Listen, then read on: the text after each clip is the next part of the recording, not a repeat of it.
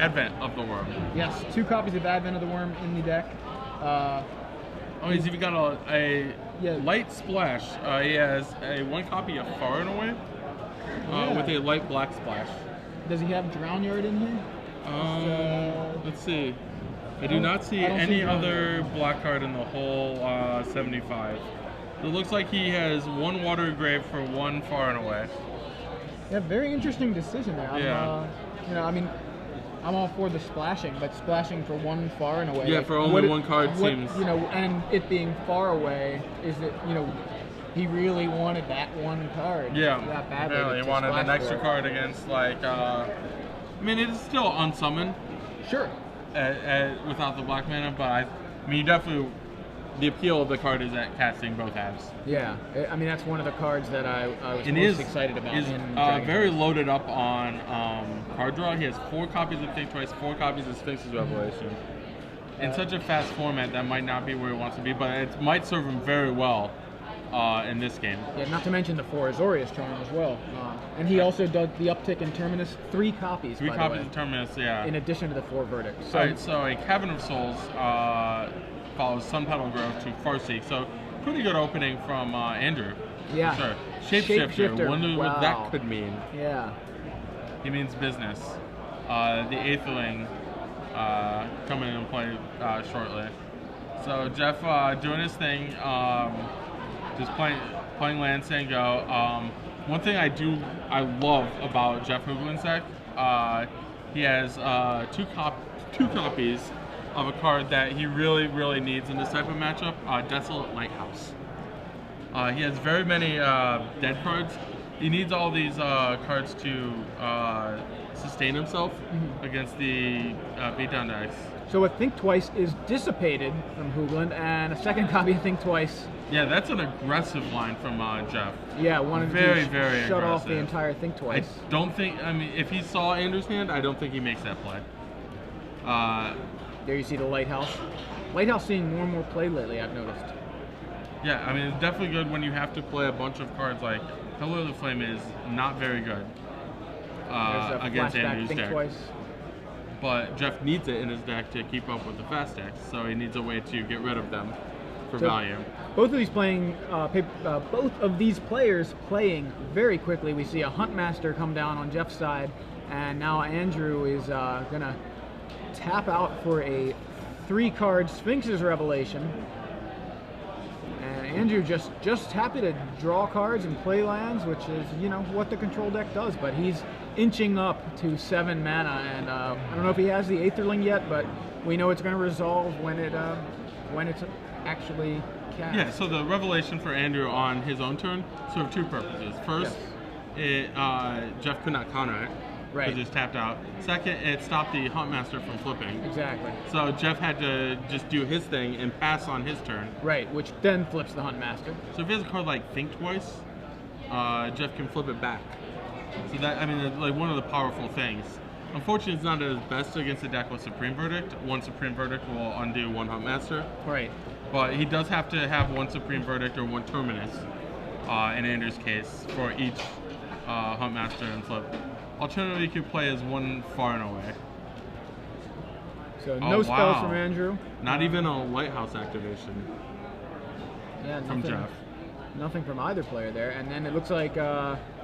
He's going for an under Revelation. Interesting. So he does have a 3rd Revelation in his deck. Yeah, I'm trying to figure... I don't even know if I saw Jeff untap his guys. Was this... Did he just say, I'm swinging again, and then... pass and then Revelation I believe turn? Yeah, I believe Jeff is in attacking. Oh, he's okay. This is in response to the attack then. So Snapcaster Mage will flashback the Dissipate.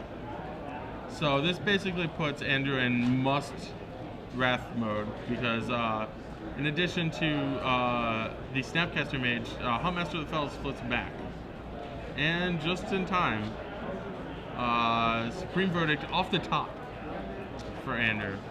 It was really somewhere closer to like a 1/3 of the way into the deck, but since he drew so many cards... Yes. I mean, that's part of the... He found that's exactly the plan, right. He had that many cards to find a verdict. Yep. And it just happened to be the last one. Yep. So, board now clear. Andrew with 3 lands untapped. Jeff now no dudes, 5 lands, one of which is a loot house. Yep. Misery Mortar is a draw, one of the embarrassing cards, basically. Yeah. Not where you want to be against a control deck. It is an answer that you can top deck to a Sire of Insanity to deal with Sire of Insanity, which is something. Yeah, but it has to be off the top of your deck. That's not going to work here. Yeah, exactly. It's not going to work here. And there'll be no Sire of Insanities in this match. Yeah. So an Azorius Charm to draw a card, and Jeff takes the opportunity to flash in a Wolfie Avenger. I don't like that as much flashing in now, because now a Supreme Verdict can get it. There's no regeneration mana. Instead, the Thragtusk comes down for Andrew. Yeah, we know that Andrew does not have an additional Verdict. Sweeper. Yeah, Terminus wouldn't matter. The regeneration wouldn't matter anyway. Right, but Jeff is going to get to untap, and although Jeff does have to be kind of somewhat aggressive, he will be able to maintain parity with the Avenger versus Thragtusk. So Farseek finds a Watery Grave, and Jeff, I mean, if I'm Jeff, I'm like, okay, he's gonna find a Drown Yard at some point, you know, like, yeah, I'm see expecting that Watery Drown Grave, Yard, you expect Drown Yard. That would be just a nice, diversionary tactic. Sure. Don't actually want blue. Personally, if I were Andrew, I would want not a Water Grave, but an Overgrown Tomb. Better with Farseek. Like Water Grave is something you would want to have. Like, you want access to Overgrown Tomb with Farseek, because you don't want your only black card is also a blue card. So you want them to be different. You don't want a Water Grave to cast it. So Avenger gets in for 3, and Hoogland deals with the front half of Thragtusk with the Mizium Mortars that we saw him draw earlier, leaving Andrew Ziggus with a Beast token, and Jeff with a Wolfie Avenger on his side of the board. So Andrew at 13 now. Augur Bolus the play from Andrew. And finds a Supreme Verdict and a Thragtusk and a Hallowed Fountain. Obviously, just the Verdict going into his hand here. So for all of you that are out there that think that Augur Bullets never hits a card, it sometimes does. You've been proven wrong. Andrew Ziggus, yeah, all of you should the first person in the history of Magic to hit with Augur Bullets. No, I feel I can't. I don't like Augur Bullets either. I love Augur Bullets. Yeah, I know you love Augur. I'm on Shaheen's side, where I feel like I'm very. You need to really build your deck with Augur in mind. So Avenger gets in again, and these players really playing quickly here. Andrew's turn untaps his Beast, which smashed in for 3, and we've got 6 mana, 7 mana. Okay. Wait, nope, just 6. Just rearranging things here. Aetherling. Yeah, that's probably going to be the ball game. It very well could be. Aetherling, of course, resolves off of that Cavern of Souls. Augur of Bolus and Beast tag teaming to knock Jeff down to 15 here. And a Think Twice from Jeff. Try to find some way to pressure. In Jeff's deck, there are, strangely enough, no realistic answers to Aetherling. In Standard, there are no realistic answers to Aetherling. Well, here's the thing. Jeff's deck is not well set up to kill Andrew before Aetherling happens. It cannot strip it from his hand. All it can do is hope that Andrew does not have a Cavern of Souls. Granted, he only has 1 Cavern of Souls and 1 Aetherling. Saw both of them that game. So I mean, that is like an unlikely combination, but that combination is literally unbeatable for Jeff's deck. He's almost hard pressed to deal with it in any capacity whatsoever. Right, as you see, Aetherling resolves. Jeff says front side of Think Twice, back side of Think Twice, scoop him up. That was the play. So realizes there's no way out. That was going to take him out in 2 turns. He was not able to pull that one out. So down a game is Jeff Hoogland with Rug Flash. Going to the sideboard, Jeff wants to give Andrew a taste of his own medicine. In come 2 Aetherlings. In comes 1 Cavern of Souls. All right. See how you like this. So what else? What else is he bringing in? Not much. He has 1 extra Dissipate. He could opt to bring in. He has 2 clones and 2 Progenitor Mimics. if he so desired, but the rest of them are the rest of his sideboard is removal spells. A Pillar of Flame, a Searing Spear, some Electricities, things to improve his beatdown matchup. But I actually expect to see maybe Progenitor Mimic, because it's just a super powerful card, albeit expensive. But if you can copy a Thragtusk, it's like a must answer on the spot. Right. Yeah. Progenitor Mimic is new card in Dragon's Maze. Yeah. Kind of has crazy some powerful. amount of hype, but yeah, it's pretty powerful. It's one of those cards that actually I believe Reed had it in his sideboard for that Bant list. Not present in Andrew's sideboard here. Andrew's sideboard, he's got a copy of Renounce the Guilds, just a one of. That's a card that I love out of Dragon's Maze. But what it does is it makes me have to forego another card I loved, Detention Sphere. Well, at least in Standard, you can still play Oblivion. Right. So that's what I've done in my decks as well. Like, and he does the same thing. No Detention Spheres to be seen. He does have a one single copy of ring. Oblivion Ring. Yeah. So one ring, one Renounce the Guilds. Renounce the Guilds is reasonable against the Hunt Masters, but what else does it even hit that he saw first in the deck? Is big. So it's reasonable, and it's only a one-of. Yeah. So it's not like it's the worst thing. Yeah. This says I'm not sure if he's going to bring in the package here. He has like a little mini package of one Ranger's Path. Yeah. And two Angel Serenity. So that's like a little mini package. He has a Jace Memory Adept and a second copy of Aetherling. So we're going to be, after sideboard in this match, we're going to be even. We're going to have two Aetherlings and one Cavern and apiece. one Cavern. Yep, exactly. They're both set up to do that. So it's 57 blanks deck, right? Yeah, basic. Well, you have lands. Right. You just want lands and Aetherlings. Yeah. As long as one of your lands is a Cavern. I do like Andrew's setup. He is very I think Andrew is very soft against the beatdown decks. He's got basically only Azorius Charm and Miracle Terminus and Augur Bolus for early defense. Not where you want to be against Burning Tree Emissary all over the place. He can get an early Thragtusk with a Farseek, like a turn 4 Thragtusk if he doesn't have the Verdict or something, just to buy some more time. Yeah.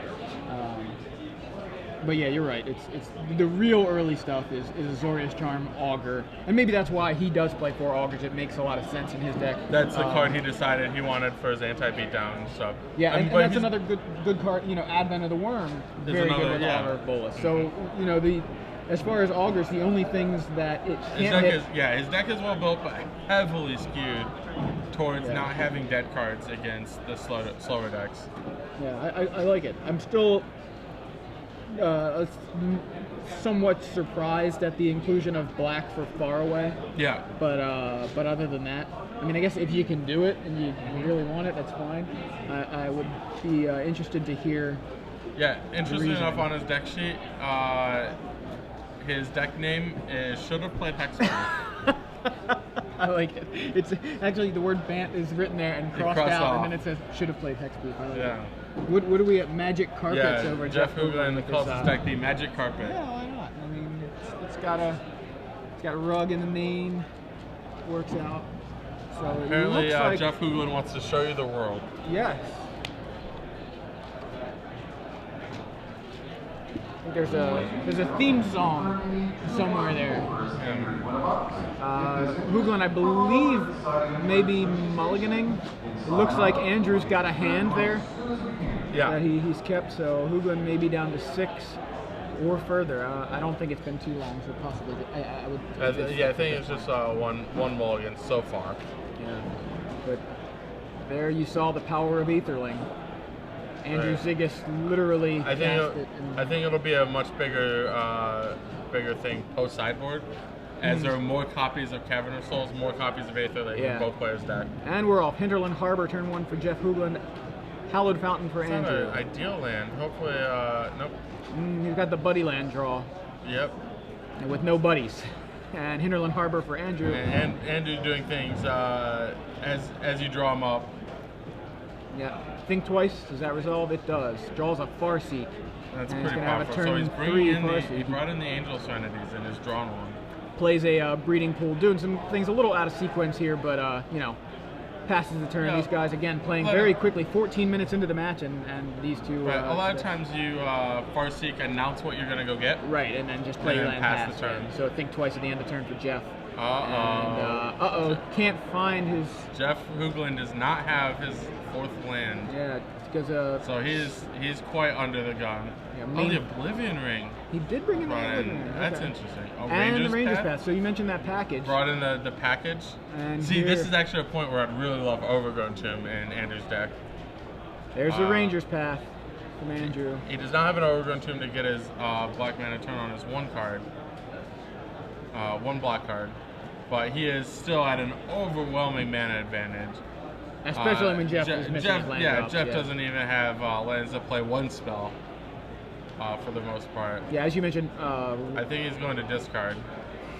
As you mentioned, he just burns him, I think. Was that a burn or was that a discard? It's a discard. Yeah, I saw the point and I thought that might have been a burn, yeah. Yeah. But no, just a discard. So yeah, you mentioned how big Huntmaster is in this deck. And only if you can cast can't it. even cast it, yeah. And looking at Andrews, he's got twice as many lands as Jeff. Yeah, here comes Angel Serenity. That's a really, really, really aggressive play. I do not like this. I think he's got a second Angel though. Can't get dissipated. Okay, I like this a little more. Jeff does not have double blue for his dissipate. Right. So he would have to syncopate it there, but yeah, this thing's not looking good for Jeff. Yeah, literally just playing it as a Mahamoti Jin. Yeah, absolutely. 5/6 flyer, that's it. And there we have the 4th land and the Huntmaster that falls for Jeff, and well, it's something. He's got I believe an uphill battle. Angel 2 or Sphinx's Revelation, take your pick. First he's going to get in for 5. I like Revelation for 5 myself. Yeah, here we have Jeff tapped out yet again for Huntmaster, and Andrew with the opportunity to resolve whatever he wants. Yeah, he looks like he's lining up the Revelation mana here. I mean, Andrew's hand is absolutely loaded. He's got Revelation, Angel, Think Twice. I think he's got double Revelation. Still has Oblivion Ring if he so desires. Nope, he's going to go with Angel Serenity. Yep. Angel, take out your Wolf. Just the Wolf. Yeah, keeps the Huntmaster from flipping and permanently deals with the Wolf. Not too afraid of the flipped Huntmaster here. So, I mean, one thing that Jeff can do is he can say go with the Huntmaster, pass the turn, flip it, deal 2 damage, and turn one of the Angels. That'll deal 1 of them. He still has the other one to deal with. So things still not looking remotely good for him. And you can see it on Jeff's face there. He's looking for a way out and not finding one. Yeah, it is. You're not in good shape when your opponent's casting Ranger's Path while you're waiting for your 4th land. Right. It's just you start to like sink into your seat. So there you saw that play exactly as you mentioned. Huntmaster flips, does 2 to the Angel, and then Jeff turns it into an 0/1 with 2 damage on it, dealing with that permanently. And so it's gonna be even a bigger nail in the coffin. I would have liked to see an Oblivion Ring there from Andrew, but it should be that Advent of the Worm. Yeah, off the top, I believe. Yeah, from Andrew.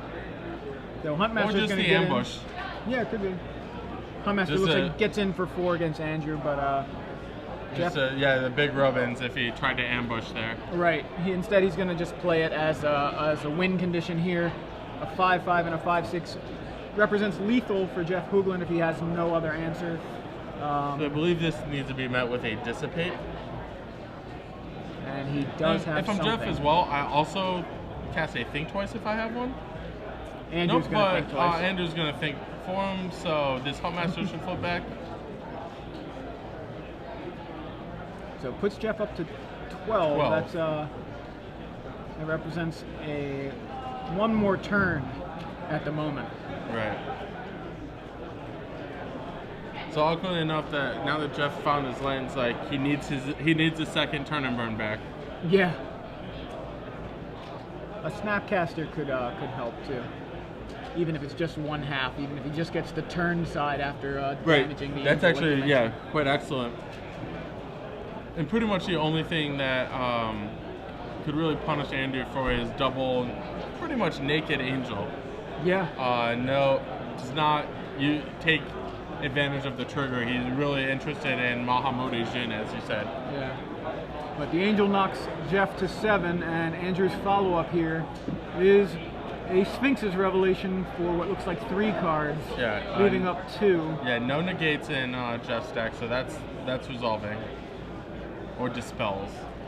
You see renounce the guilds, and wow, Andrew seemed to set that up pretty much as he wanted. I wonder if that's exactly what he was hoping to draw into. Not that he really needs an answer to Huntmaster. I think like he had Augur Bolus available. Oh, I see. And wanted to. Yeah, you're right. He did draw an Augur. Yeah.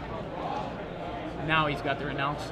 Decides to go away from the Augur plan at that point. Huntmaster, of course, doesn't flip. Swinging in, Andrew's gonna take 4.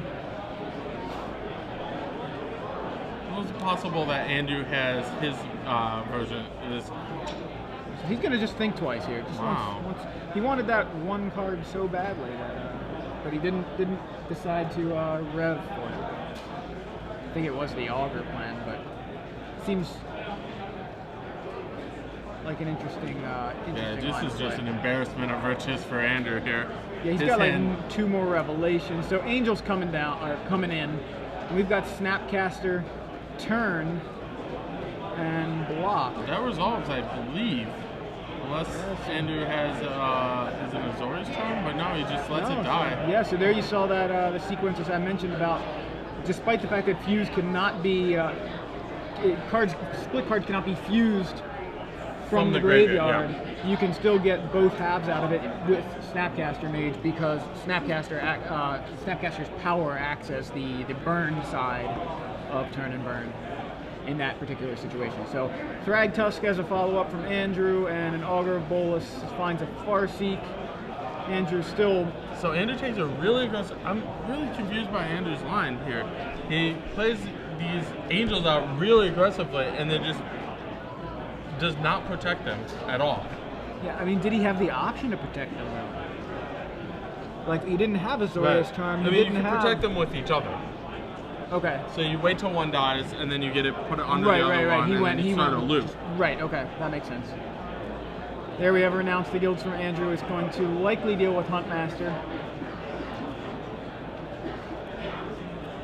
Jeff trying to decide if there's anything he can do about it. I don't believe there is. Huntmaster dies. Huntmaster the only, I believe the only target for a renounce the guilds. We have a Searing Spear there from Jeff, who's going to deal with the front half of Thragtusk, leaving behind a Beast. Beast token. So Jeff's going to need another spear to deal with that one. You need 2 spears. Yeah. For Thragtusk. We see Andrew has a backup Thragtusk in hand. Right. Andrew's going to go ahead and attempt to get in. Here comes Yeva. Green Storation Angel. Yeah. So Augur gonna get blocked by the wolf. Yeva's gonna get in front of the beast. Beast goes away, and Andrew's gonna go ahead and cast his follow-up Thragtusk. Gain 5. 5 life not important to Andrew as much as the 5 power it represents. Yeah, while Jeff is tapped out. Well, the 5 power that represents. Yeah, while Jeff's tapped out, it's Advent of the Worm. Either of which is lethal. Yeah. So 5 Hive Trampler for Andrew. Jeff untaps his Yeva, Snapcaster, Wolf, all his lands, trying to find a way to keep himself alive and somehow come back. Yeah, not going to be easy. Now, remember how far behind he was, though, earlier in this game. He has kind of dug back in, but it's an uphill battle. Yeah, I still think Andrew still has... his hand is so good. I don't see Andrew not closing this game out. So Jeff passes back. Andrew casts an Oblivion Ring on his turn, dealing with Yeva. I believe Jeff has another copy of Yeva.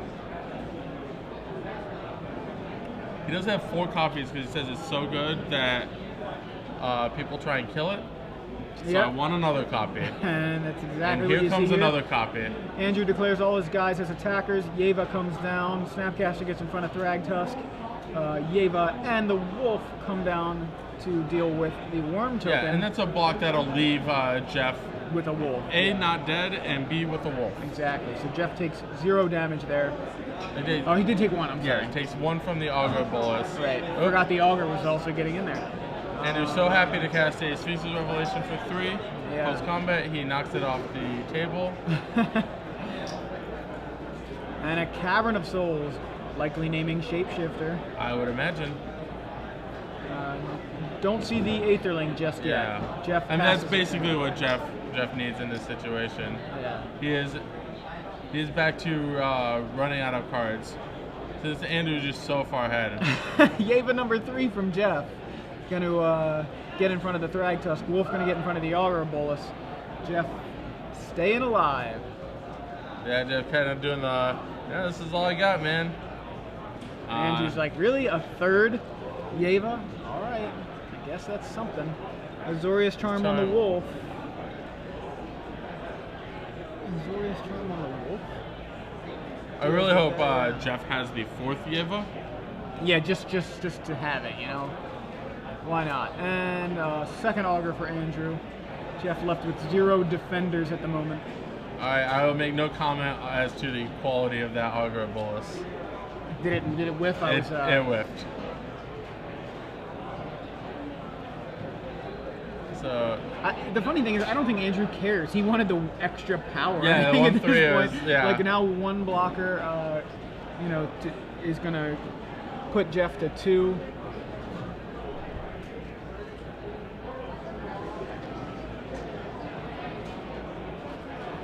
What I can do. I don't know what those cards. I think he's just gonna jam this Aetherling. Oh, Aetherling. Andrew with plenty of mana, but does he have a counter spell? No, he doesn't have very many, and there's 0 in the main deck, and only 2 negates in the sideboard. Yeah, so he's never countering an Aetherling. On the flip side, I believe Andrew had still he cast his Oblivion Ring. Apologies. Oh, Jace. You wanna wrath me? I will happily switch modes. Yeah, so Revelation at the end of Jeff's turn draws Andrew still more cards. Andrew now attacks with Augur, Beast. Aetherling gets in front of Beast. And Jeff down to 2. Yeah, the 2 Augurs will shock Jeff down to shock range. Yeah. He does need another creature to get through the Aetherling. But once he finds that, he can lock up this game. I believe he has 2 Farseeks, Jace Memory Adept, and an Azorius Charm. Looks like he's gonna flashback. Flashback. Andrew Ziggus, man that loves his value. Yeah, he does. Draws a negate there. So he's gonna cast the front side of the, or either a Farseek or the front side of the thing twice. Yeah. And he finds a Sun Petal Grove. This is a crazy game if Jeff can come back. Yeah, from 2 life down, missing land drops. Yeah, he's just missing land drops like the majority of the game. Andrew just has all the access to everything in the world. Yeah, everything but an Aetherling of his own so far. But yeah, another thing twice from Andrew. Didn't see what he drew. Now he's gonna Farseek. Aetherling versus the entire contents of Andrew's deck. You feel like save his own Aetherlings. You feel like maybe if he's digging for something specific, the Farseek first would have been a better idea, just so he doesn't draw the land. I would Farseek as well and just like kind of reload. Right. Again, like he's been doing. His revelations have been pretty small. He's cast, I believe, 3 revelations already. So Hoogland's turned. Looks like he's going to get in with the Aetherling for 5. I think is what that was. I think he pumped it. Pumped it once and then used its blink ability to basically give it vigilance. Right. Aetherling, very reminiscent of an older card, Morphling, for those of you guys who weren't playing back during the late 90s. Blings. Yes, the Morphling was the original. It was huge when it was in Standard, and the Wizards has kind of followed with that theme with several other lings, as you mentioned, through the years. But Aetherling, the first one that's really anywhere near as good as the first. All right, so it looks like maybe a little confusion over whether Andrew's played a land. I believe he had. Yeah, it may have been that he played a land. Yes. So here comes Jace's Memory Adept. Not one of the cards that was a huge breaker in Sphinx's Revelation mirror matches. Not a big deal in Aetherling mirror matches.